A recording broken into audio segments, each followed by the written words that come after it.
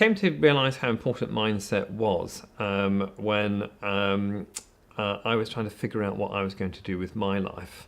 I studied business and marketing originally and had a variety of jobs in business development, working in consultancies, but was never happy. My real interest and real excitement and enthusiasm came from psychology.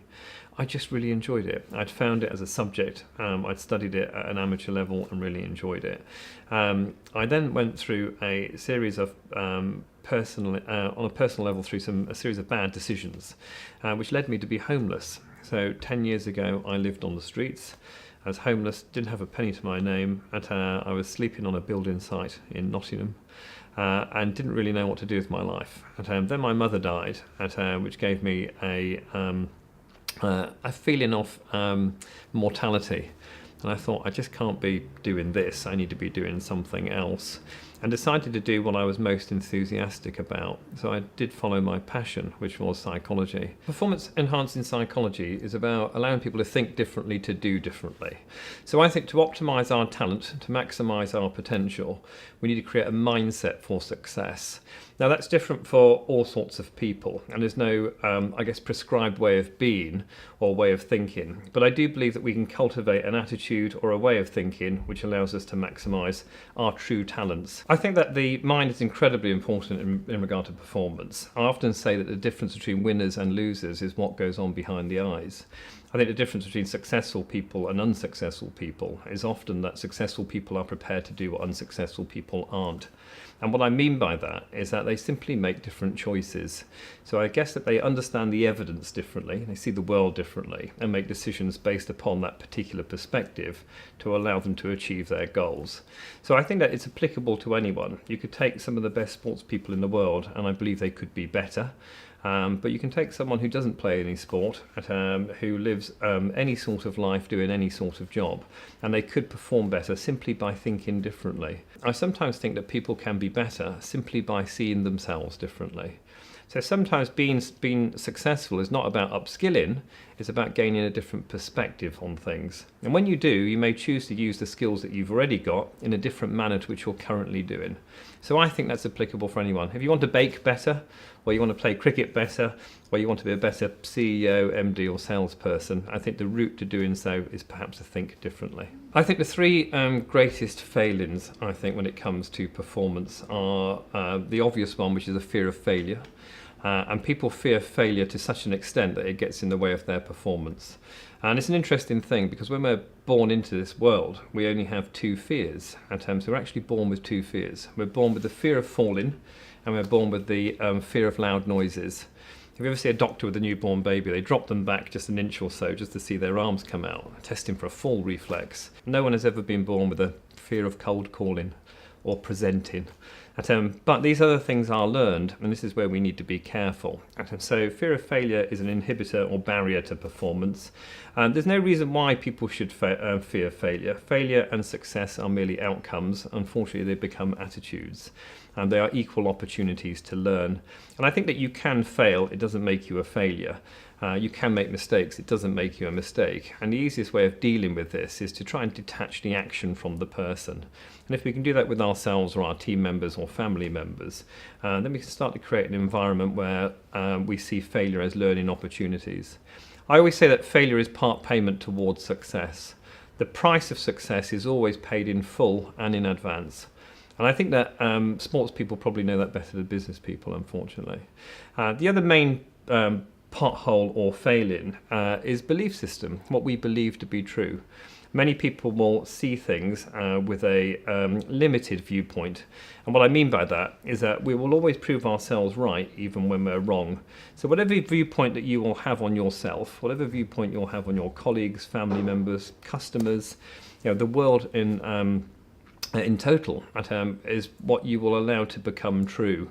So we'll find the evidence to fit our belief system. People say, I'm no good at something, and they look for the evidence to prove themselves right all the time. So if you've got a particular viewpoint on BMW drivers, you will look for the evidence to find it. A particular viewpoint on politicians, on policemen, you will look for the evidence to prove yourselves right. And this is where we need to be careful. So the world reflects back, tends to treat us as we treat it. And the only way in which you can really change our outer world is to change our inner world, to gain a different perspective, and therefore create different outcomes or different possibilities. So we need to be careful about our belief system and become more open-minded instead of being judgmental and seeing the world through a distorted lens. I think that when you become entrenched in negative thought, there's probably two ways of working which could be quite helpful.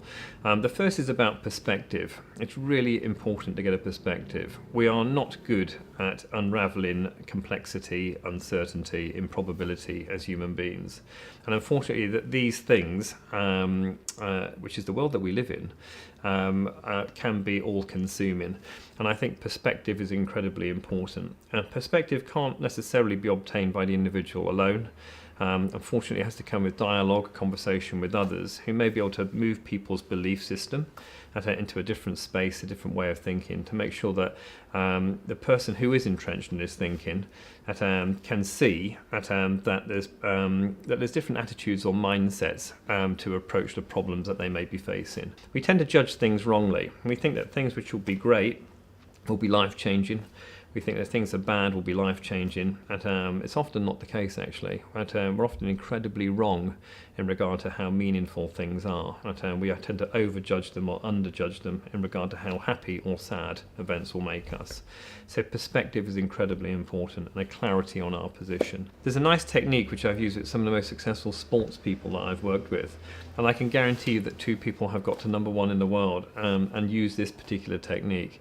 It's a technique which I call act as if, and it's a really important technique. The psychological principle behind it is that we must be now what we wish to become to allow us to be it. Just to explain that further, is that I was working with a golfer, and this golfer was 30th in the world. I said to him, where do you wish to be in the world? He said, I want to be in the top 5. So I said, if you were in the top 5 now, how would you spend today? What would you be practicing? What would you be eating and drinking? How would you get your shoes out of your locker if you were 5 today?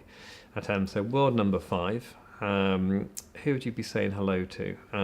Where would you be spending your evening? What would you be talking about and thinking about? What would you be feeling? How would you be acting? He had this role play about being 5th in the world. And he actually found out that what he was doing at 30th in the world was quite different to what he would be doing if he was 5th in the world. Having said that, the things that were different, he didn't need to be 5th in the world to do them. He would practice differently. He would eat differently. He actually did get into the top 5, just playing the game of act as if. So if you were looking to make a change in your personality or character in some way, and let's say that you wanted to be more collaborative in the workplace, or more confident, whatever it might be, if we played the role and we said, if I was the most confident person in the workplace, or if I was the most collaborative person in the workplace, where would I be sitting in my next meeting? What would I be listening out for? Who would I be speaking to? Who would I be sharing this information with? What would I be thinking, feeling, hearing, seeing, doing? If we can just walk through what it would be like if we were that, it gives us some really good clues and self-awareness in regard to how we can be to start making incremental changes in that direction. So we must think in the present tense and imagine that we are that now to allow us to become it in the future. And it's a game that anyone can play with any characteristic or any sort of trait. And you can even practice if you were a parent. And you said, if I was the best parent in the world, how would I be dealing with this tantrum? What would I be seeing? What would I be feeling? What would I be thinking? What am I really listening to as the best parent in the world? Often we just go into situations, we deal with them without thinking, because we're busy people in a busy world. But if we could stand back for 5 seconds and just say, if I was the best mother or the best father or the best colleague, best brother, whatever it may be, how would I be dealing with this? If I was the most relaxed person at dealing with this sort of situation, what would I be thinking at this point? And if we can just create that little bit of time and space to think about some internal positioning, how we may express ourselves externally could be quite different.